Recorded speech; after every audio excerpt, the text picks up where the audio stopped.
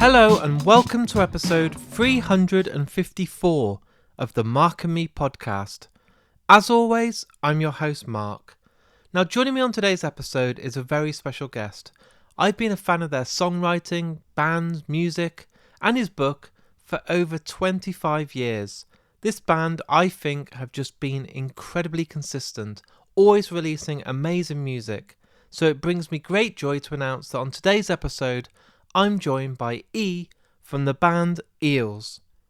As you know, this band have been everywhere. They've had so much success. They're unbelievable musicians, incredible songwriters.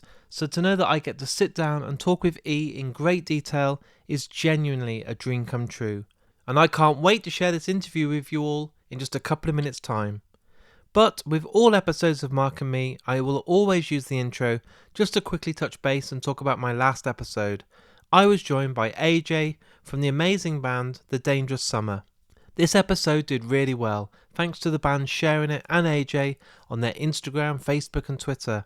I saw a great number of new listeners jump on board, and I just want to say thanks to everyone that listened, and I hope you all enjoyed it as much as me. But today, it's all about E from the band Eels. We get to talk about the band's brand new album, which is out now, called Eels Time.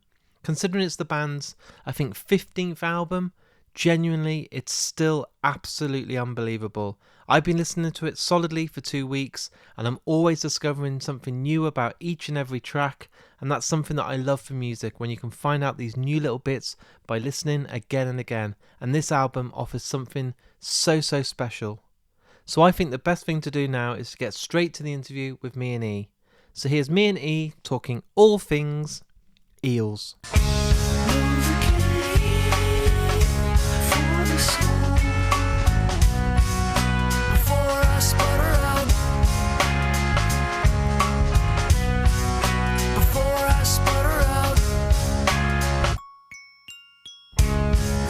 So E, thanks for joining me today on the Mark and Me podcast. Happy to be here. Thanks for having me. What I do with every guest that comes on the podcast is I always like to go right back to the very start. I always feel quite nostalgic, but I like to know when you were growing up as a child. Can you remember, maybe in the house that you were in, maybe as a kid with pocket money, that first album that came into your life that you remember listening to again and again and falling in love with music?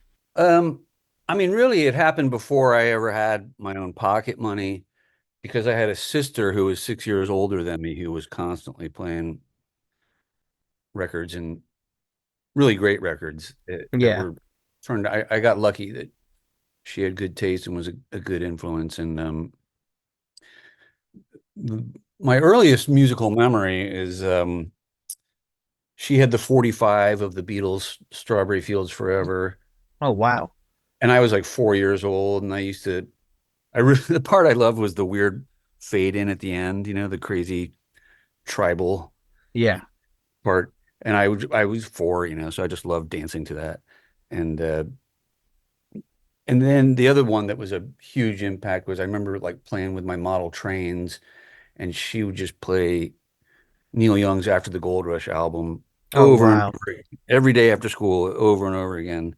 And that made a lasting impact on me. I mean, to be honest, that's some of the best foundations. I've done this now for 7 years, but to start with those albums is pretty huge. You're not going to easily top that, are you, at such a young age? I mean, Neil Young, for me, is one of the greatest. It's all been downhill, yeah. And live music changed everything for me. I remember I was only, I think, 12 or 13, and after school I was begging to go to a concert, and my parents dropped me off.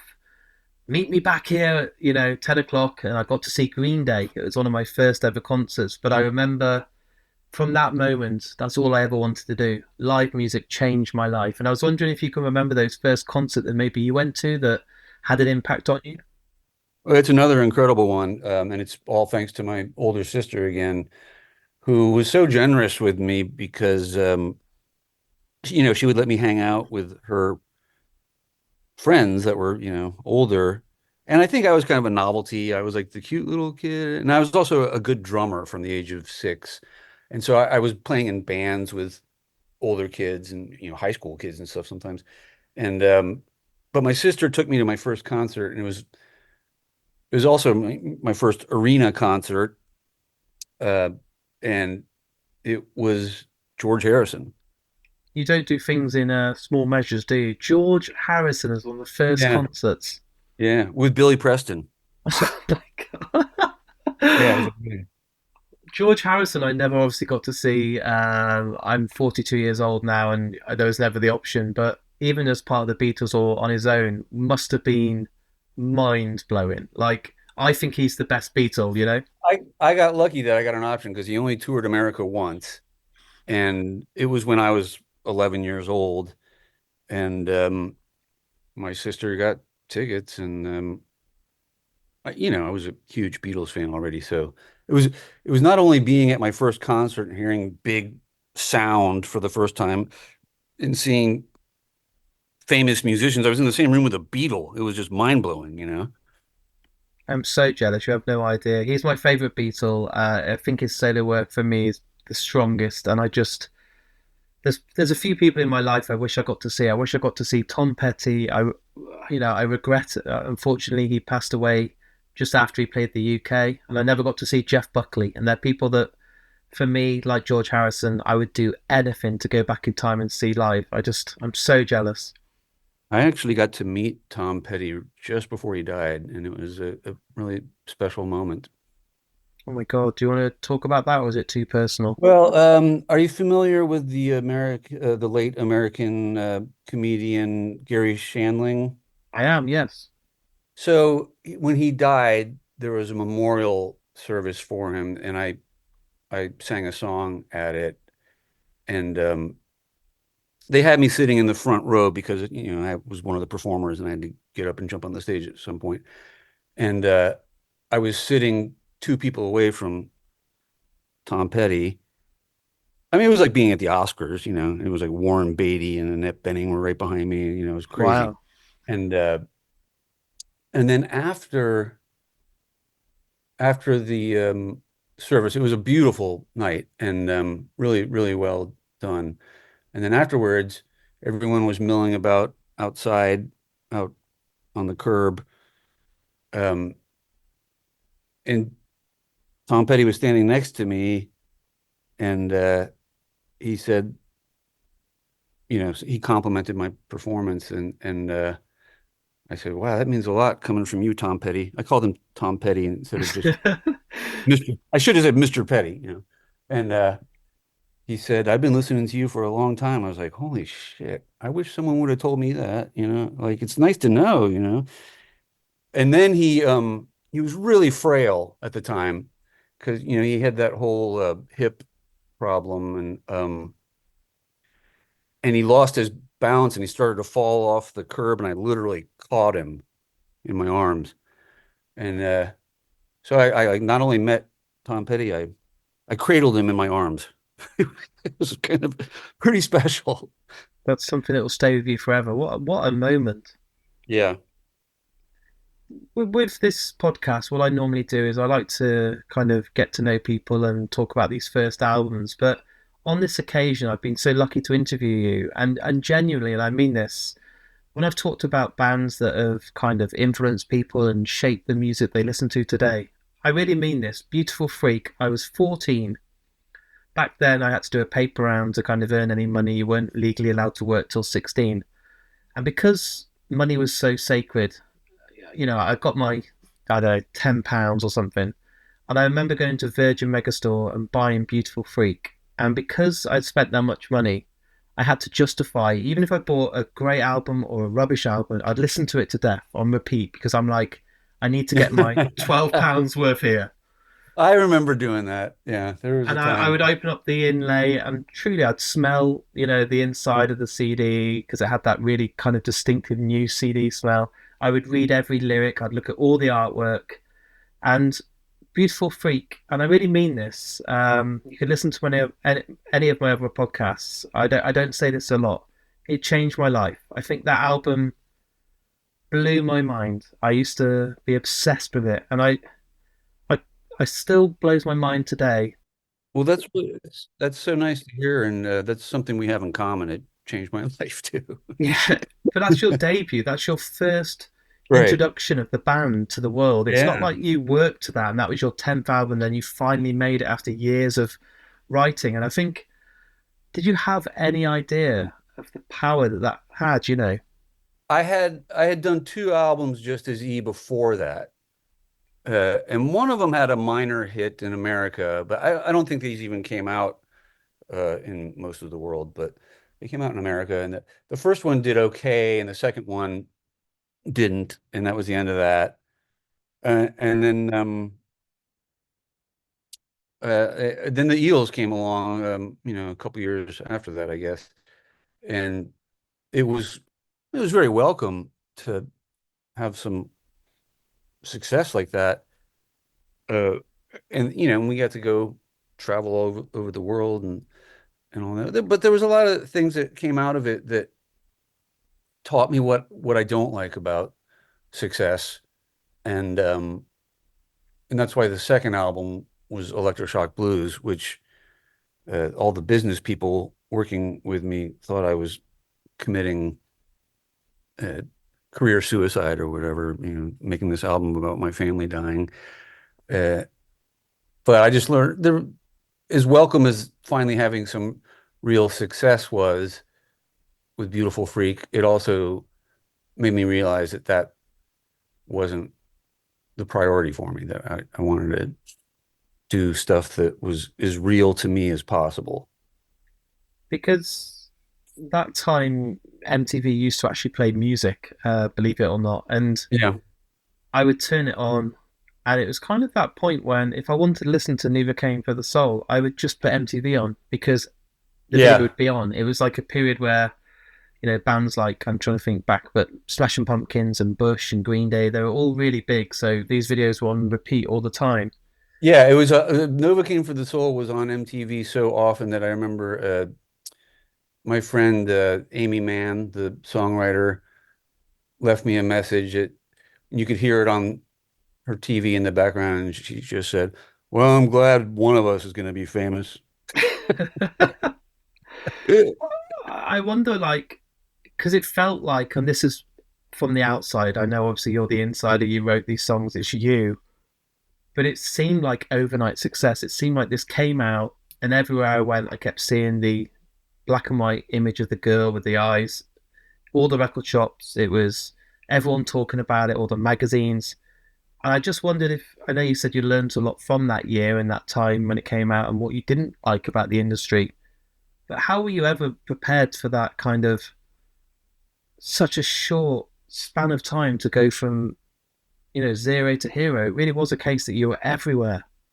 Well, it's I think anyone who has what's perceived as overnight success, it isn't, it's, years and years of struggling. And I wrote a book about all my years of struggling, and it's, but to the public, they don't know all that at the time. They just see like, oh, here's something that's happening.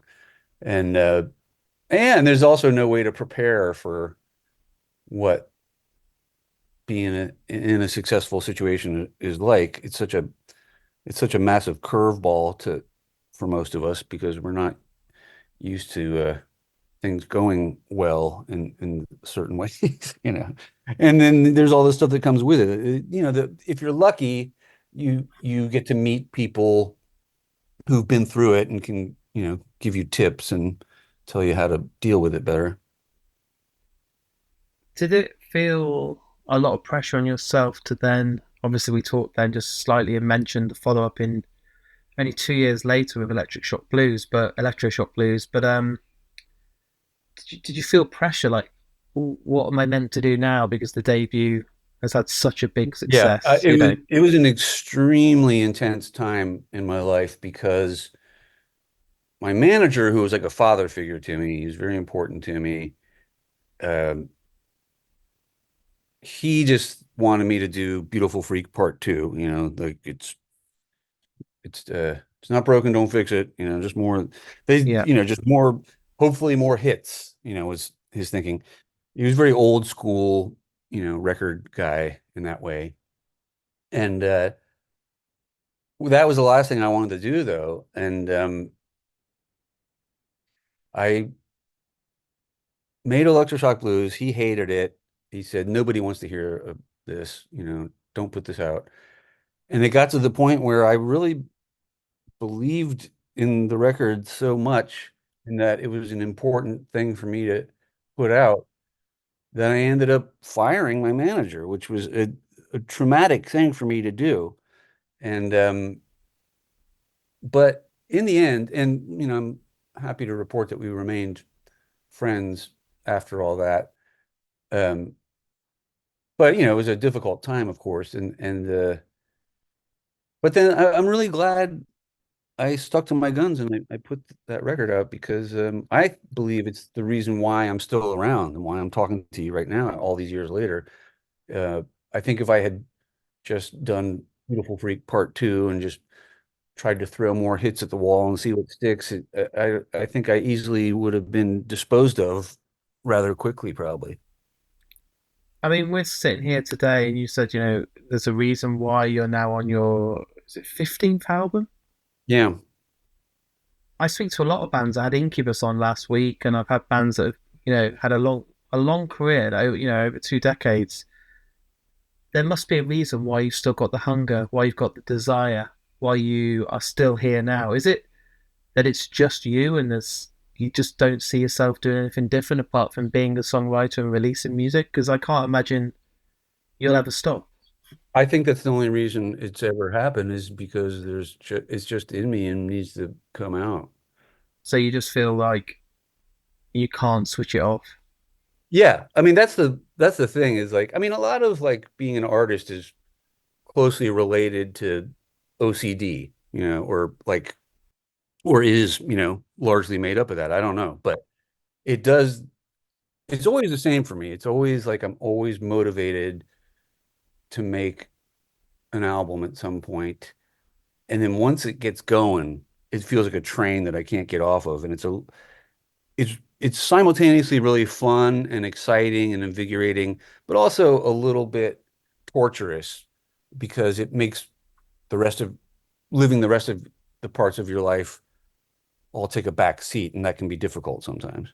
So at this point in your life, when you were obviously a lot younger and you're releasing music and the success came, did you have the backing of your friends and family around you? Because I talk to a lot of bands, and sometimes, parents and family are like, you need to get a real job, you need to go to university, you need to get a qualification.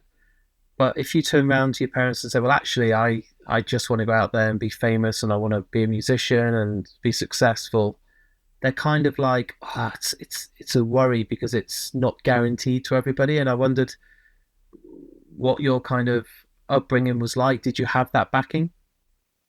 I had the opposite of those kind of parents that, they gave me no direction at all, maybe to a fault.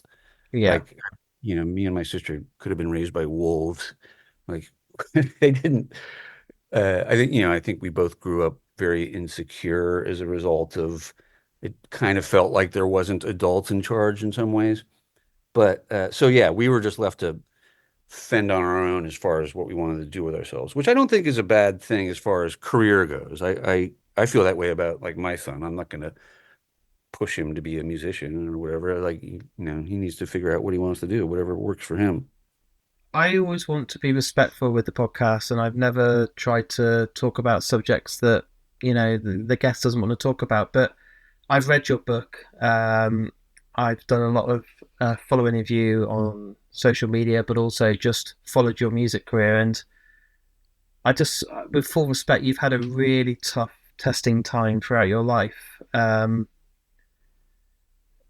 For someone that's suffered from anxiety and depression myself, I wondered how you keep bouncing back, how you have all this stuff thrown at you in life and you are never defeated. You always come back stronger. You always face what comes at you and never get defeated. And I think it's incredible to have the opportunity to speak to you today because so many people would have fallen at these hurdles that you've had thrown at you. Well, there was a moment where I, when I was writing the Electroshock Blues album, I was frequently going back to Virginia to stay with my mom who had cancer at the time. And I'd be down in my childhood bedroom in the basement. And I was like, I remember just laying on the little bed down there one afternoon and thinking about the songs I was writing for the album that were dealing with all these tragedies that were going on around me. My sister having committed suicide, and uh, my mom dying of cancer. Um, and as I was thinking about all these terrible things going on, I also like pictured a blue sky on the ceiling. And it was this big revelation where I was like, oh, that's life, it's not all bad and it's not all good. You get some of both. And ever since then, that's been my outlook. And so many good things have happened to me too. So I'm always focusing on all the amazing things that have happened to me. George Harrison was my first concert. Strawberry Fields Forever was the first record. Uh, like it just goes on and on. And then like I get to make Eels records. Like that never, gets old. That always feels like, wow, I am one of the lucky people in the world. And yes, some shitty things have happened, but that's life. And I also feel kind of grateful that I have gotten to live such a full life, like the whole gamut of experiences in some ways. And um, also a lot of all the tragic stuff happened in a fairly short amount of time, a long time ago. And it's been there's enough distance between me and it now that I think of myself as a generally very happy person these days.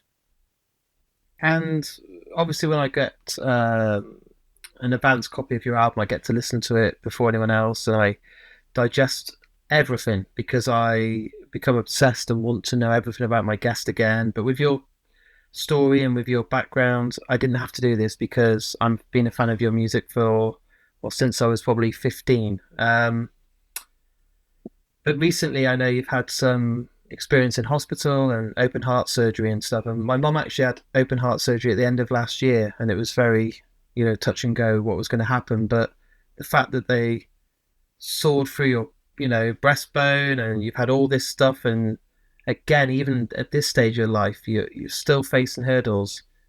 What was your mom's surgery? She had a growth on the inside of her heart that could have been cancerous, so they wanted to remove it straight away before it could become anything else. And it turned out okay? Yeah.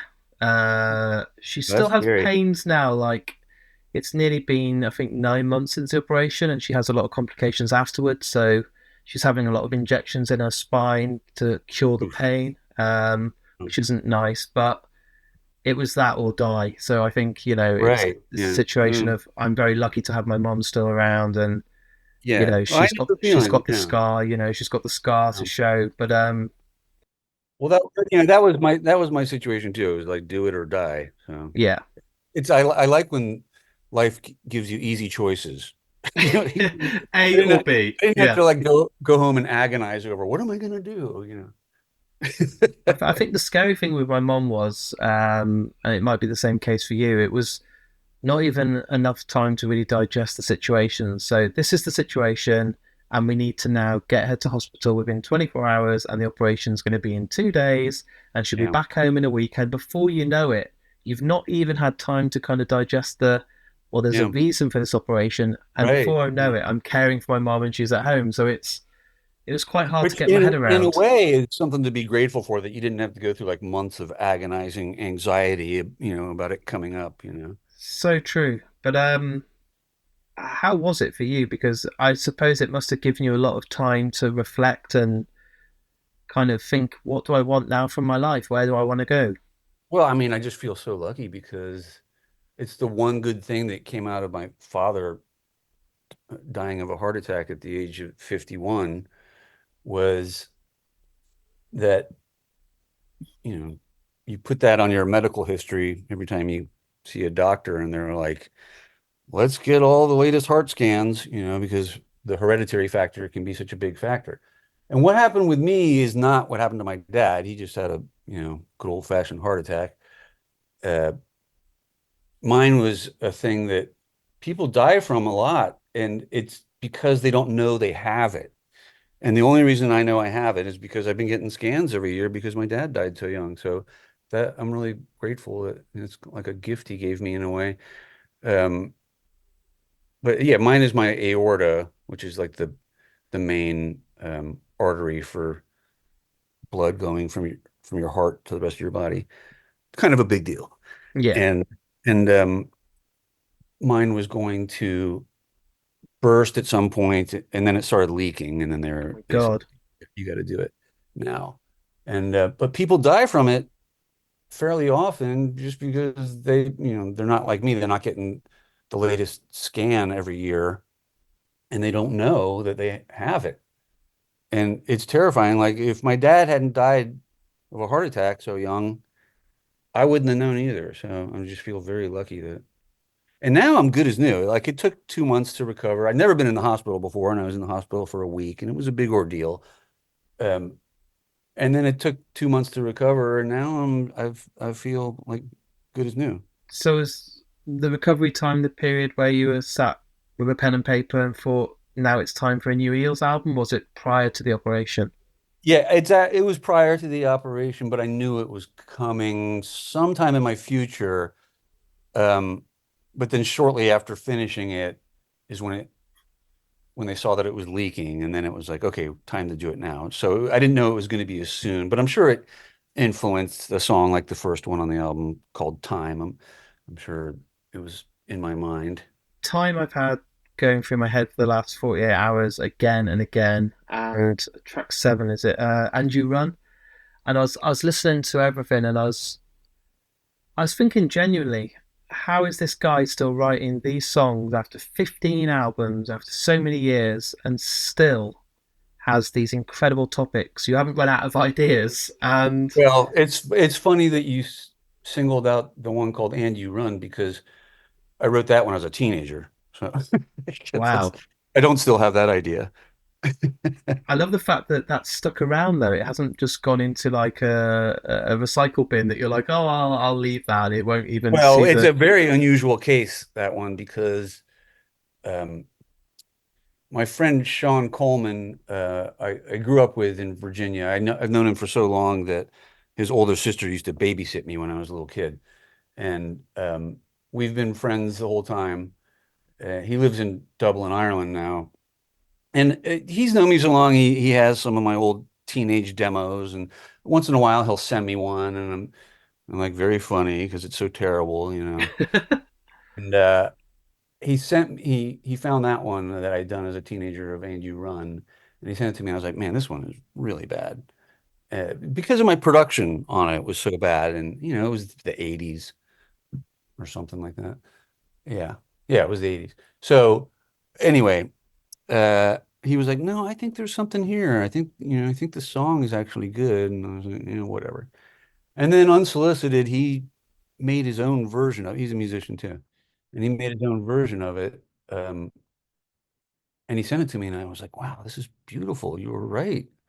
It's not so bad. You really polished the turd." So uh, I just finished it up with him and put it on the album. Are you at the point where you're so eager to get out there now and play these songs because they've been, well, some of them have been there since you're a teenager, but I remember during lockdown, it seems so long ago now, but all my emails were cancelled concerts. So every time I Yeah, refresh, it was like Ticketmaster, unfortunately, your tickets right. to Alice in Chains is now cancelled. And I thought to myself, Yeah, genuinely, will I ever go to a music festival or a concert again? There was a point where I think I had yeah. 9 concerts cancelled, and I wondered, was there that moment where you thought, I might not actually ever get to go out there and play these songs? I know every year we would, have a tour schedule, and it was like, no, it's not going to happen again. And then after 4 years of that, it finally happened, and we just did it like a year ago. I mean, not even a year ago, we were still on tour. So, the pandemic just kind of messed up the timing for us now because I had just finished the album right before we went on tour, but there wasn't going to be time for the album to come out. And we already had two albums that we hadn't toured on. So I just put the album away and forgot that it existed and did the tour, had a great time, and then said, okay, now let's put the album out, pretty soon after the tour. So now it's sort of like either or, it's like put out an album, then tour, or yeah, I don't know what happens now. So, but it's too soon for us to go right back out because it hasn't even been a year. So I have to figure out the timing now. Stupid pandemic. Ruins everything. So Right. selfish. But will you be setting your sights on coming over to the UK? Will there be a chance that I can come and meet you and we can hear these songs live? Yeah, hopefully, yeah. I mean, at some point, yes. I just don't know when. Yeah. And the scary thing I find out about interviewing so many bands is an album has been around quite a while. People sit on it because of vinyl production at the moment, which is Hmm. impossible to kind of track because everyone wants it. Um, and they're already writing or in the demo stages of the follow up, even though they're just about to drop a new album. And I wondered, are you writing all the time? Are you still in a period where, even though this album, as we're sitting here, is out in a week's time, you'll still be in a situation where you've already got ideas about the next one that's coming? I usually take a breather once I finish something. Once I finally get off the train, I'm so relieved to take a break and catch up on the all the other aspects of my life that I neglected. It's difficult, isn't it? Because you don't stop. And I know, even though I've only met you today, I know that you're a machine that can keep doing these incredible albums after another. And I think there must be some areas that you're still wanting to kind of tick off. I wonder, do you ever sit there and think, I want to score another film. I want to do a soundtrack. I don't know, do you ever feel like recording and editing a band yourself and being a producer or doing more within a music score? There must be still things that you are wanting to tick off in your ongoing journey. I mean, music, making, new music is still my favorite thing. Yeah. And I love performing live too. And all the other stuff is there's room for the other stuff, but the my favorites are making new music. I look as well at your live albums. Not many people put much time and effort now into live albums. For me, I always have to go back and listen to the early Led Zeppelin and Queen and all these older albums. There's not so many, but it's amazing that I can dive in and listen to your session work and the Royal Albert Hall gig, which is still one of my favorites ever. And I think it's really important to keep those things going because the way music is so disposable now, people, you can go on Spotify, listen to a song. If you don't like it, you just delete it, and it hasn't cost you £12 and doing a paper round. It's just, it's so quick to kind of forget. But the live stuff, it makes the hairs on my neck stick up. It makes me feel like I'm there. I can lock myself in a room, put my headphones on, and get lost in it. And I'm so grateful that I think you've done 10 live albums. It's unbelievable. Yeah, well, we've done a lot that, we would put them out and just like sell them online or at the shows to the fans. We wouldn't like put them out as like big commercial No, releases. You know, once in a while we'll do that, but not too often. And yeah, I'd like to do it for all the tours because they're all so distinct and different from each other. And there's a few that we haven't put out that I'd like to sometime. It's a lot of work though, like mixing them and putting them together and everything. But eventually it would be nice to get some of the tours that haven't come out yet. away from music, how do you spend your life? I mean, obviously you've just gone through big surgery, but do you like to just have a good, healthy life balance now? Do you kind of enjoy just being in the outdoors? Do you enjoy being at home? Do you try and spend as much time with your loved ones, or how do you spend your time when you're not sitting there with an instrument or a pen and paper? Yeah, I'm a homebody, and I currently live in the house where the recording studio is also, but a lot of it is overtaken by toys because I share the house with a about to be 7-year-old boy. Yeah, Um, and then that's the other new part of my life is I used to barely ever drive because I worked at home and then I traveled a lot. And now that I'm a dad, I have to drive across town twice a day. There and back, it's like 4 times across LA every day because his my kid's Jesus. school is not close by. And yes, I do an extraordinary amount of driving now every day. every weekday. And that's my biggest change. So that takes up a couple hours of every day. And then in between, I try to write a song or something if there's inspiration. And how is being a dad? Do you feel like it's a lesson every day of something else to learn? And do you see yourself within your children and moments that you reflect on as, oh, I remember this? And Well, what's funny is, like a lot of kids, he doesn't care at all about what his dad does for work. And but he just recently has sparked a little bit of interest in my music because oddly enough, there's another kid in his class, which is first grade, who oddly enough is an Eels fan, which seems odd to me. But maybe it's from Shrek or something, one of the Shrek movies. And so he's starting to talk to me about it. He's starting to ask me questions about it. And a couple of days ago, he said, "Do you sing the song in Shrek that goes, 'Somebody once told"?" And I said, "Oh, I was so excited that he was interested in my work." And I said, "Oh, no, that's a band called Smash Mouth." And he was so disappointed. Dad, why didn't you write the one that would have made us millions and millions and millions of Yeah, pounds? yeah, exactly.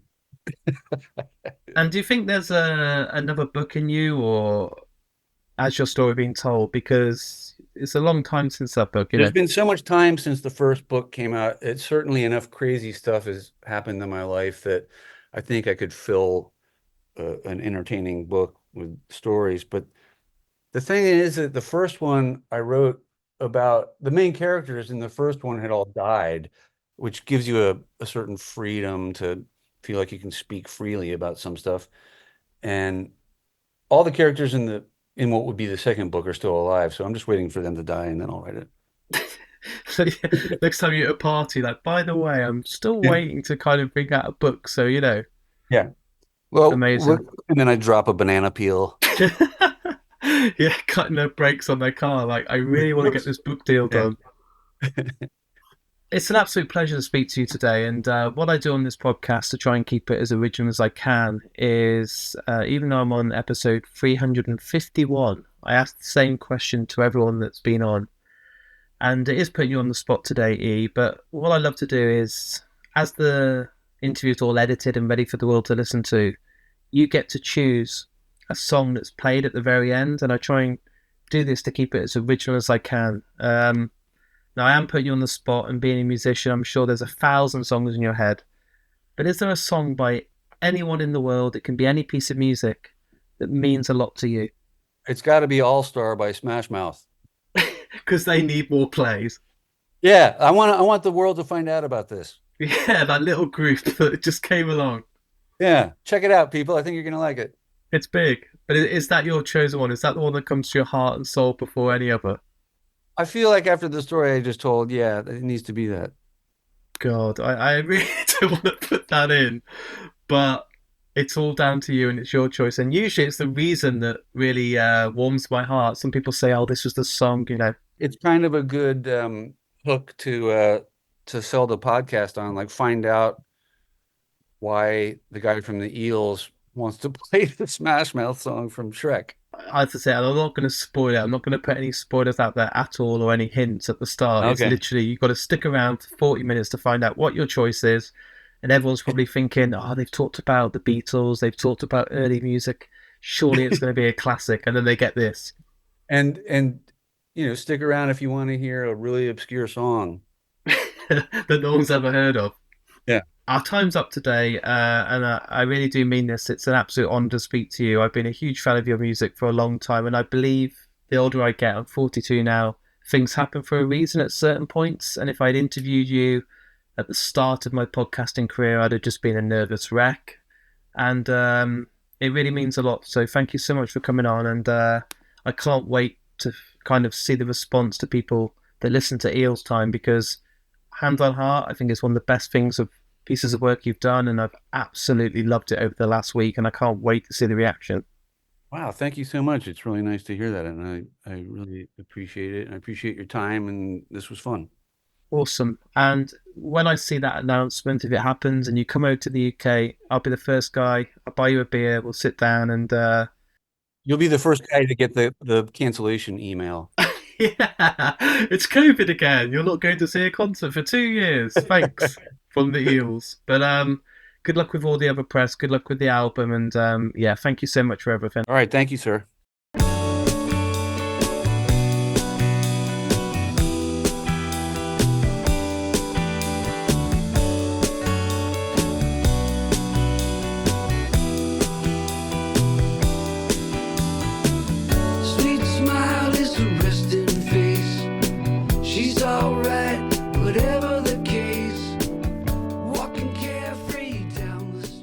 So there it is. There's my interview with me and E from the band Eels. What a lovely guy. Such a nice voice. When I was editing this, I was like, wow, I wish I sounded like him. But just a great character, a real honest person that doesn't have any false pretense and just comes across as just one of the loveliest guys in music.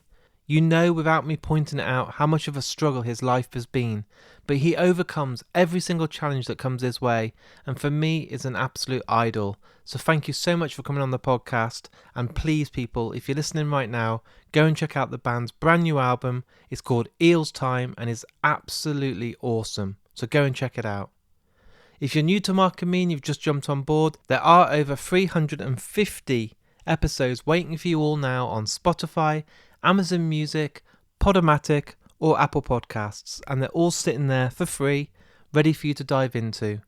There's actors, actresses, directors, musicians, bands, songwriters, artists, and I really do believe that I give you all different people from all different walks of life and all their different stories, so I hope there's something for everyone. Also, I do have a YouTube channel. Just literally jump on YouTube and type in Mark and Me podcast. There's interviews up there ready for you now, and I really hope you enjoy them all. And if you want to give a little back for this podcast, that's always going to be free. All I ask in return for listening is to share it so more people discover the podcast. I'm sure loads of your friends and family out there remember Eels, grew up listening to their music, and will love listening to the interview with me and E. So please hit that share button.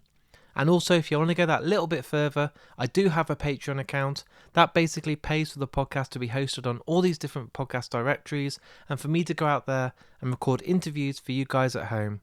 There's a link on markandme.com and it really is only £1 a month, but it really does go a long way, and each and every month, to thank you for the money that you give me via Patreon, I do give back by giving exclusive episodes that are only available for people on Patreon, a welcome pack that comes with stickers, badges and so much more.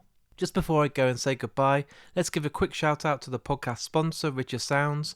If you're in the market, as always, for a home cinema, TV, surround sound system, or anything to do with audio and visual, check out richersounds.com. I'm going to go now because things are getting really, really busy. I sometimes think it's going to slow down, but then festival season kicks in and I've got hundreds and hundreds of stuff to get done. But I can't wait to share a brand new episode with you all very soon. So until then, look after yourself, listen to Eels, take care, and I'll speak to you all very soon. Somebody once told me the world is gonna roll me. I ain't the sharpest tool in the shed. She was looking kind of dumb with her finger and her thumb in the shape of an L on her forehead. Well, the years start coming and they don't stop coming. Fed to the rules and I hit the ground running. Didn't make sense not to live for fun. Your brain gets smart but your head gets dumb. So much to do, so much to see. So what's wrong with taking the back streets? You'll never know if you don't go. You'll never shine if you don't glow. Hey now, you're an all-star. Get your game on, go play. Hey now, you're a rock star. Get the show on, get paid. Only shooting stars break the mold. It's a cool place, and they say it gets colder. You're bundled up now, wait till you get older. But the media men beg to differ, judging by the hole in the satellite picture. The ice we skate is getting pretty thin. The water's getting warm, so you might as well swim. My world's on fire, how about yours? That's the way I like it, and I'll never get bored. Hey now, you're an all-star. Get your game on, go play. Hey now, you're a rock star. Get the show on, get paid. All that glitters is gold. Only shooting stars.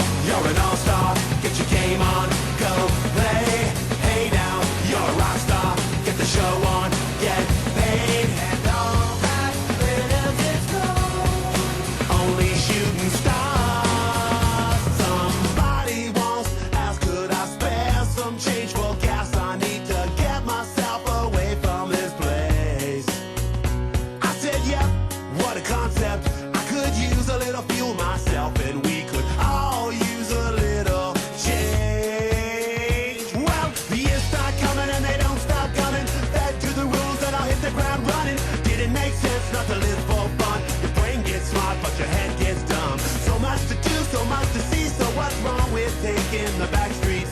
You'll never know if you don't go. You'll never shine if you don't glow. Hey now, you're an all-star. Get your game on, go play. Hey now, you're a rock star. Get the show on.